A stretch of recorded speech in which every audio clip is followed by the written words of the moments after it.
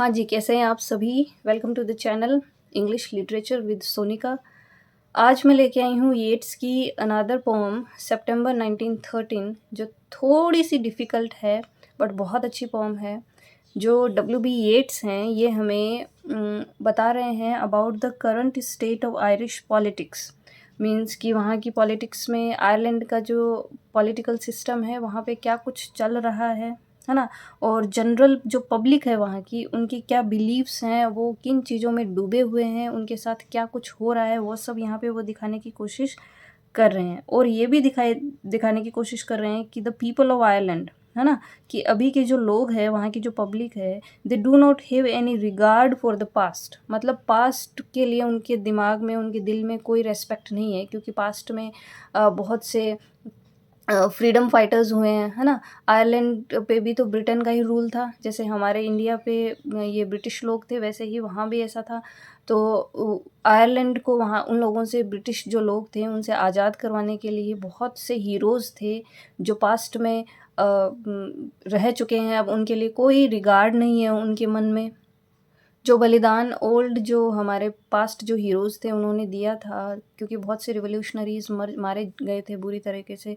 जैसे हमारे यहाँ भगत सिंह और ये सबको किस तरीके से मार दिया गया था, है ना? किस तरीके से उन पे जुल्म हुए थे, तो वो सारी चीज़ें ही वो डब्ल्यू.बी. येट्स याद कर रहा है, क्योंकि डब्ल्यू.बी. येट्स बेसिकली आयरलैंड से ही थे। ठीक है? तो सितंबर 1913 में क्या हालात थे उस समय, क्या लोगों के पॉलिटिकल व्यूज़ थे, क्या वहाँ की जो कॉमन जनता थी, पब्लिक थी, उनके क्या बिलीव्स थे, उन सबको इस पोएम के थ्रू उन्होंने दिखाने की कोशिश की। तो चलिए शुरू करते हैं। कुछ एक चीज़ें इसमें देख लेते हैं कि वो ये कहना चाहते हैं इसमें कि old Ireland believed in patriotism, कि हमारा जो ओल्ड आयरलैंड था ना, आयरलैंड सॉरी, उस वो पैट्रियोटिज़्म में बिलीव था उसका, है ना? लेकिन अब वो पैट्रियोटिज़्म, जो देशभक्ति है, वो देखने को नहीं मिलती है। Romantic island has passed away and great heroes are no more, कि जो रोमांटिक आइलैंड था ना, यहाँ पे रोमांटिक आइलैंड से मतलब है कि जो रोमांटिक एरा के जो राइटर्स थे, वो फुल ऑफ पैट्रियोटिज़्म थे, उनके अपने कुछ आइडियल्स थे, पॉलिटिकल आइडियल्स थे, है ना?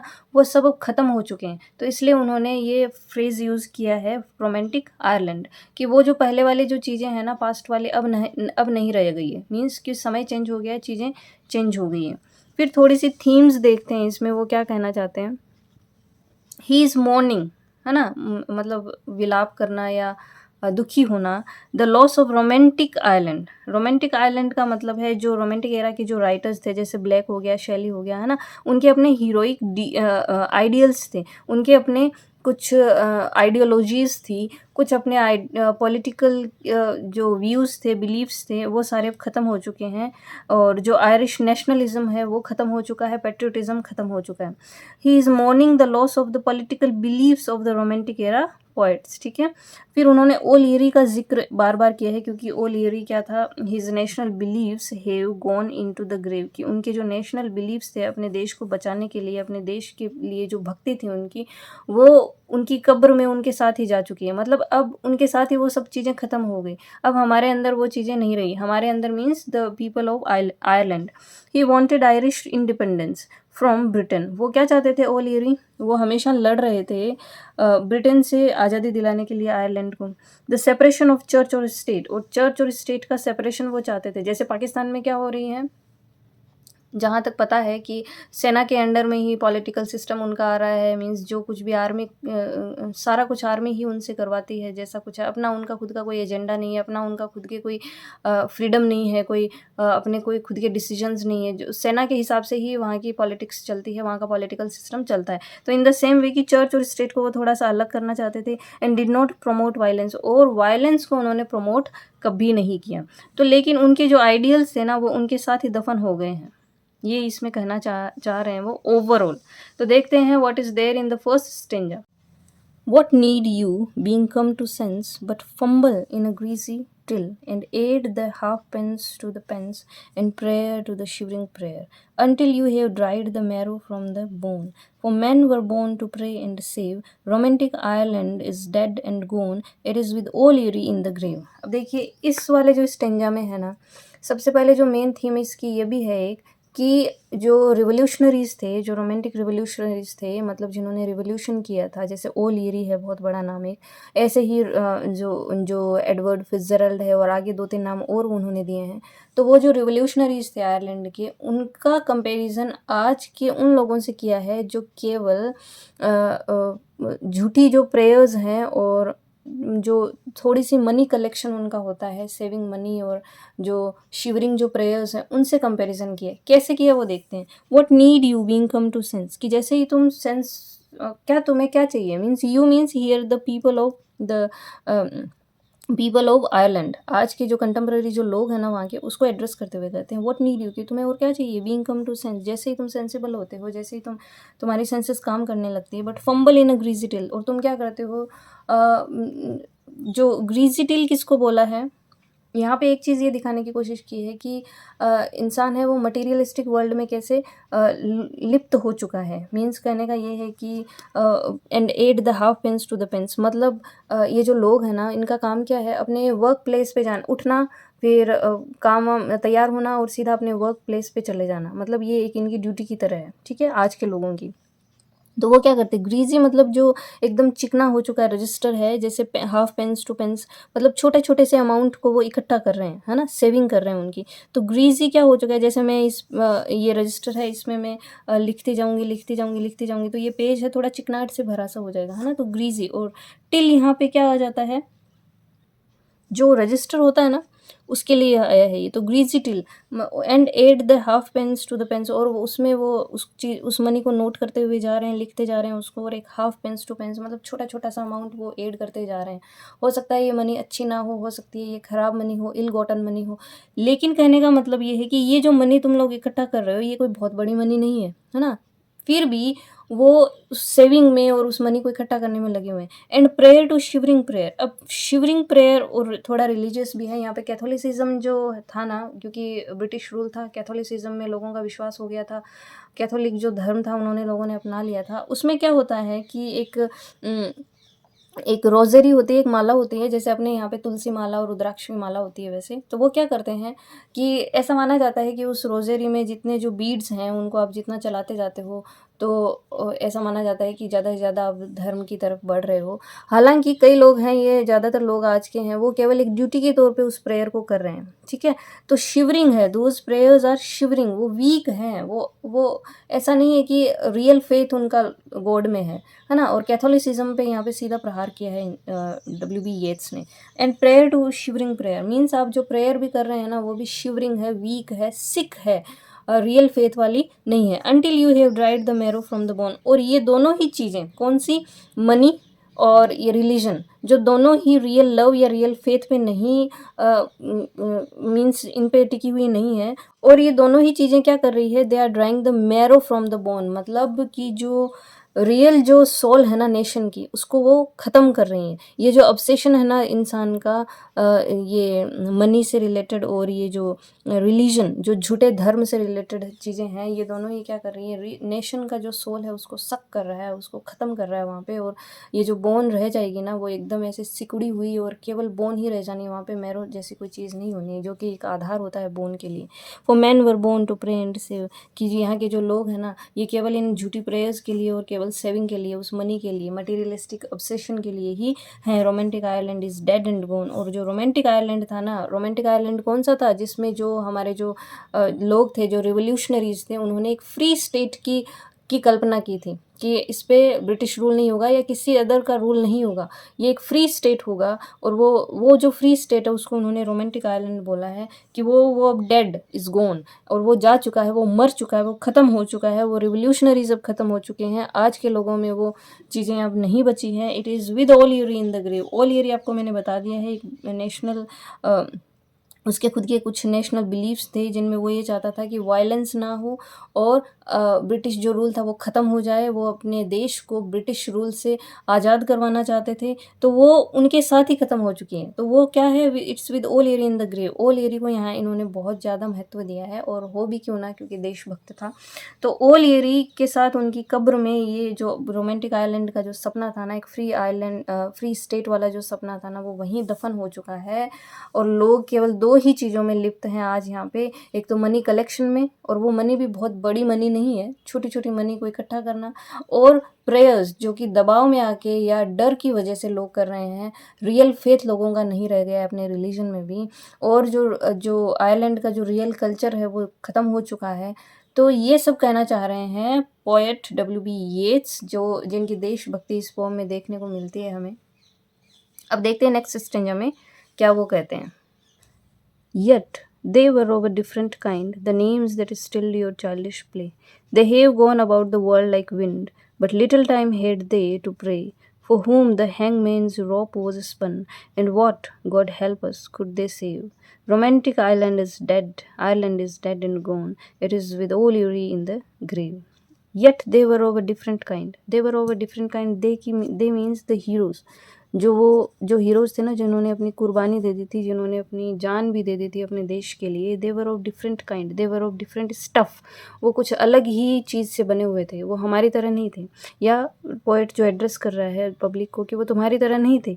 There names are that is still your childish play, कि जब आपने प्रेयर करना और मनी सेविंग करना शुरू भी नहीं किया था, मीन्स जब आप बच्चे थे, आप अडल्ट नहीं थे, आप बच्चे थे, तब आप उनके जो नाम, उनका ज़िक्र भी है ना, आपकी खेलों को रोक दिया करता था। प्लेज़ मतलब आप खेलते हुए आप रुक जाते थे उनको सुनने के लिए, है ना। They have gone about the world like wind, और वो विंड की तरह, हवा की तरह पूरे वर्ल्ड में चले गए। But little time had they to pray, लेकिन उनके पास प्रे के लिए या प्रेयर के लिए टाइम था ही नहीं। लिटिल है ना, नेगेटिव में आएगा, means they but little time had they to pray, मतलब उनके पास प्रेयर के लिए, प्रेयर जैसी चीज़ों के लिए समय नहीं था। For whom the hangman rope was spun.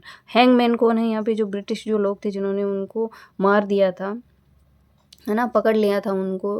वो एक जगह से दूसरे ना, वर्ल्ड लाइक विंड का मतलब एक दूसरा मीनिंग यहाँ भी ये भी हो सकता है कि उनको वो एग्ज़ाइल के लिए भी चले गए थे, है ना। वो उनको अपना आयरलैंड छोड़ के दूसरी जगहों पे जाके अपनी जान बचानी थी, तो इसलिए वो इधर से उधर भाग भी रहे थे, ठीक है। तो लेकिन ब्रिटिश जो लोग थे उनकी जो रोप है ना, उससे वो मारे गए, मीन्स उनको फांसी दे दी गई। And what God help us could they save, लेकिन तुम बताओ, मीन्स वो पब्लिक को एड्रेस कर रहा है कि तुम बताओ कि क्या उन्होंने क्या सेव किया। मतलब वो मारे गए, उनके पास सेविंग के नाम पे भी कुछ भी नहीं था। मीन्स प्रेयर और सेविंग, ये दोनों ही चीज़ें जिनमें आज तुम लोग डूबे हुए हो ना, उन्होंने ऐसा कुछ भी नहीं किया। They were over different kind, they were over different stuff, कुछ अलग ही चीज़ से बने थे वो, जिन्होंने अपने देश के लिए इतना पेट्रियोटिज़्म था। Romantic Ireland is dead and gone, कि वो जो रोमांटिक आयरलैंड था ना, पहले वाला जो आयरलैंड है जिसमें पेट्रियोटिज़्म था, अपने कुछ पॉलिटिकल आइडियल्स थे, वो that is dead and gone now, अब वो नहीं रहा। It is with O'Leary in the grave, वो ऑल यूरी जैसे जो महान जो लोग थे ना, उनके साथ उनकी कब्र में दफन हो चुका है। Was it for this the wild geese spread the grey wing upon every tide? For this that all that blood was shed? For this Edward Fitzgerald died, and Robert Emmet and Wolfe Tone, all that delirium of the brave? Romantic Ireland is dead and gone, it is with all Uri in the grave. तो poet जो है हमारे, वो पूछ रहे हैं कि क्या वो सारी जो सेक्रीफाइसेस उन्होंने किए थे, क्या इन चीज़ों के लिए किया था? Was it for this the wild geese spread? Wild geese क्या थे? वाइल्ड गीज जो आयरिश पैट्रियट्स थे ना, उनको एग्जाइल पे रखा गया था, है ना। तो वो जो फॉर दिस मीन्स जो अभी की जो करंट स्टेट है ना आयरलैंड की, उसके लिए बात हो रहा है कि क्या इन सब के लिए, क्या तुम्हारी इसी सोच के लिए, क्या इन्हीं प्रेयर्स के लिए और मनी कलेक्शन के लिए जो वाइल्ड गीज थे, मीन्स ये जो पैट्रियट्स थे, आयरिश पैट्रियट्स, ये क्या आज की जो कंडीशन है उसके लिए क्या वो एग्ज़ाइल पे गए थे क्या? मीन्स वो दूसरे देशों में आर्मी में उन्होंने अपनी सर्विस दी थी, क्योंकि उनको एग्ज़ाइल पे रखा गया था। जैसे रिवोल्यूशनरीज़ है, उनको जैसे अपने यहाँ काला पानी की सज़ा दे दी गई थी, एग्ज़ाइल कर दिया गया था यहाँ से, है ना। उसी तरीके से क्या इन सब चीज़ों के लिए वो एग्ज़ाइल पे गए थे? They the grey wing upon every tide. अब यहाँ पे गीज जो समुद्री एक जो पक्षी है, उसके लिए जीव जो एनिमल है, समुद्री सी एनिमल, उसके लिए बात की गई है, तो उससे कंपेयर किया है उनको, पैट्रियट्स को, गीज से। कि जैसे वो जो गीज़ थे ना वो these geese flying out to sea, मतलब अपनी जगह छोड़ के, क्योंकि गीज़ है वो समुद्र में ही रहती है लेकिन अपनी जगह छोड़ के वो दूसरी जगह चली गई, है ना। The grey wing upon every tide, means वो इतना सेक्रीफाइसेस करते करते करते करते वो दूसरी जगह चली जाएँ। तो क्या इसलिए जो पैट्रियट्स थे अपने देश को छोड़ के दूसरी जगह चले गए थे? For this that all that blood was shed, क्या इन सब आज की इस दशा जो है आयरलैंड की, आज की जो सोच है, यहाँ की जो चीज़ें हैं, उस सब के लिए इतना ब्लड बहाया गया था क्या? फॉर दिस एडवर्ड फिट्जजेराल्ड डाइड, कि एडवर्ड फिट्जजेराल्ड है वो भी एक नेशनलिस्ट था, नोबल मैन था आयरिश, जो कि एक मारे गए थे, वो किसी तरीके का एक विद्रोह हुआ था, उसमें वो मारे गए थे। So for this Edward Fitzgerald ने डाइड, कि क्या इसलिए वो मारे गए थे? And Robert Emmet and Wolfe Tone की भी वो बात कर रहे हैं, जो कि आयरिश नेशनलिस्ट्स थे। क्या इसलिए उन्होंने अपनी लाइफ को, इन जो नेशनलिस्ट्स थे इन्होंने अपनी लाइफ को ख़त्म कर दिया था? All the delirium of the brave, कि क्या ये जो इन्होंने अपना जो ब्रेवरी जो दिखाई थी, जो सेक्रीफाइसेस इन्होंने किए थे, क्या इसलिए दिखाए थे? Romantic island is dead and gone, कि वो जो रोमांटिक आइलैंड था ना वो अब मर चुका है। और रोमांटिक आइलैंड कौन सा था? जिसको किसी भी पॉलिटिकल सिस्टम की ज़रूरत नहीं है, जो एक खुद का, मीन्स अपनी फ्रीडम उसको चाहिए थी, और एक सेक्युलर एक कंट्री के रूप में वो अपनी खुद को स्थापित करना चाहते थे। लेकिन वो रोमांटिक आइलैंड अब डेड है, इट्स गोन, अब वो चला गया है। इट इज़ विद ओल एरी इन द ग्रेव, अब ये कहाँ पे है? ओल एरी के साथ उसकी ग्रेव में जा चुका है। Yet could we turn the years again and call those exiles as they were in all their loneliness and pain, you would cry. Some woman's yellow hair has maddened every mother's son. They weighed so lightly what they gave. But let them be. They are dead and gone. They are with all Yuri in the grave.